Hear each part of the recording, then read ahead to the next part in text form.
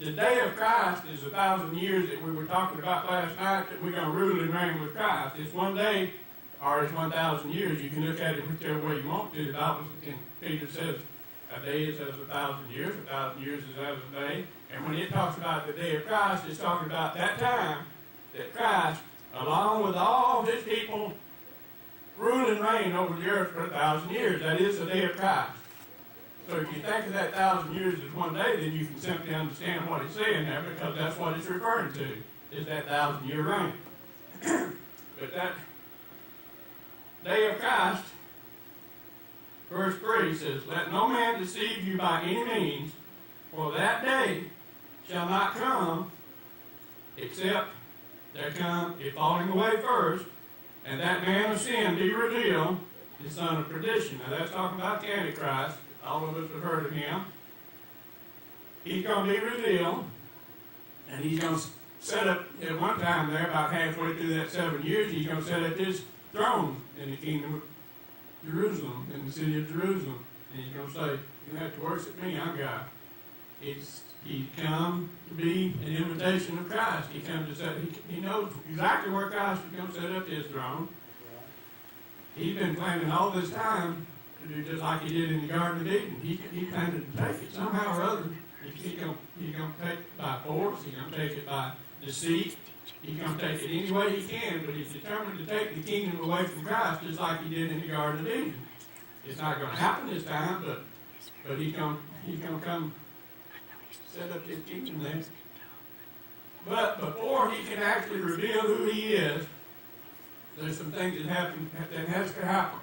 Now, the reason I'm going to go back some on that, because it says there, "Except they come a falling away first, that man of sin be revealed." That has to happen before the day of the Christ comes. It has to happen for one thing, because His Word says so.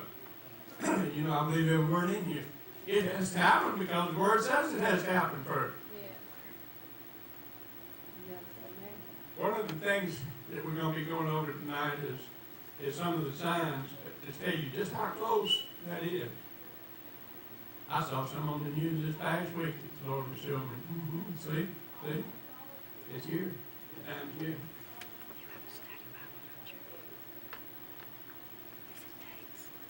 He can't reveal himself as who he is until these things happen.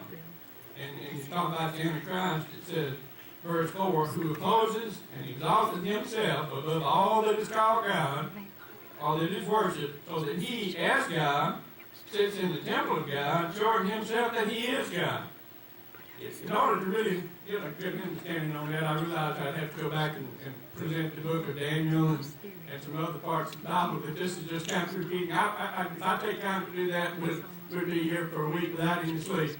So if you get interested in it, study the book of Daniel, the book of Ezekiel, and a few other spots in there, and you can well understand what he's talking about as far as this Antichrist setting up his kingdom in Jerusalem and pretending he is God. And it's pretense. But he's a good pretender. He's been the best liar in the world for a long time now. Remember that when I was yet with you, I told you these things. And now you know what withholdeth, that he might be revealed in his time. For the mystery of iniquity does already work, and only he who now letteth will let until he be taken out of the way. In order to talk about that, I have to take you back and tell you that I had to ask the Lord here a while back, "Now, who is this that's got to be taken out of the way before the Antichrist is standing?" Because he was teaching me, and I said, "Well, Lord, who is he?" And he was talking to me. I need to explain. He was talking to me. He wasn't, and he said, "You." Now, that don't, in the English language, "you" can be singular or it can be plural, depending on how many. I can say "you" referring to everybody in this room. Or I can point at Brother Terry and say "you." You understand? It's perfectly accurate whether it's referring to 1,000 people or whether it's referring to one. I taught English for a while. So "you" is one of those things that can be singular or it can be plural, depending on how many people you're talking to. He was talking only to me. I was the only one on the street walking up down it at that moment. But he said you. And so I had to think about that. I said, now why would I have to be taken out of the way, Lord? Why would I have to be taken out of the way before he can be revealed? So he went into pretty good detail on why. There's several reasons that the body of Christ has to be gone before the Antichrist can be revealed. One of those reasons is because we have been endued with power from on high in the Holy Ghost, that our prayers have a lot of power.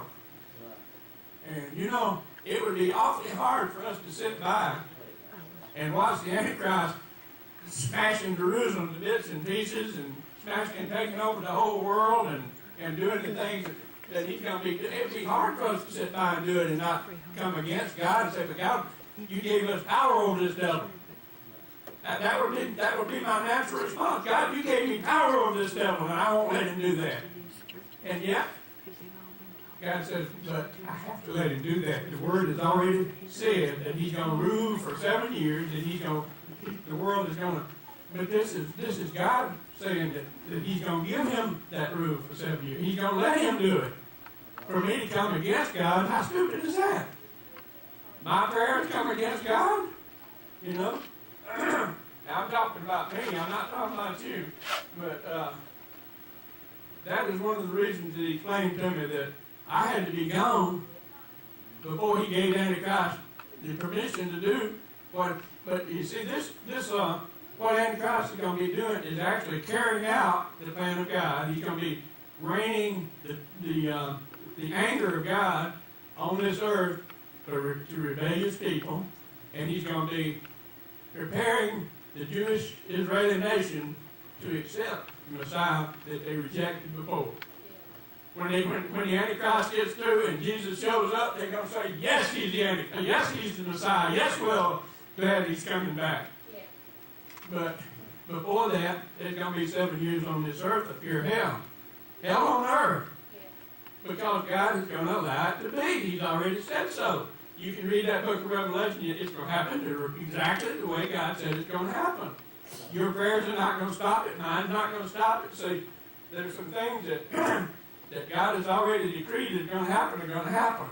And there's some things that you have a choice in. But not in what His Word says is going to happen. You don't have a choice in that. It's going to happen. Now, God, when He gives His Word on something, that's like when He gave His Word back there that we read a while ago, that He was going to set up His kingdom in Jerusalem. It's going to happen. No matter what Satan does, it's going to happen.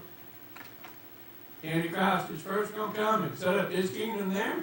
It says so right here in the book. It's going to happen. Okay. That's one of the reasons that the body of Christ has to be gone from here first. The person who withholds the Antichrist is whoever is filled with the Spirit of God. When he's gone, then the Antichrist is going to be committed by God to do exactly what He says in this book that He's going to do. It says, for the mystery of iniquity does already work. The sin is already here. It's already taking place.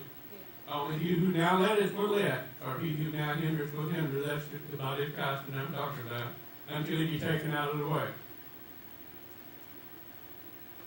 Now, you need to put this in proper order to understand that the first thing that has to happen in these verses is for the body of Christ to leave.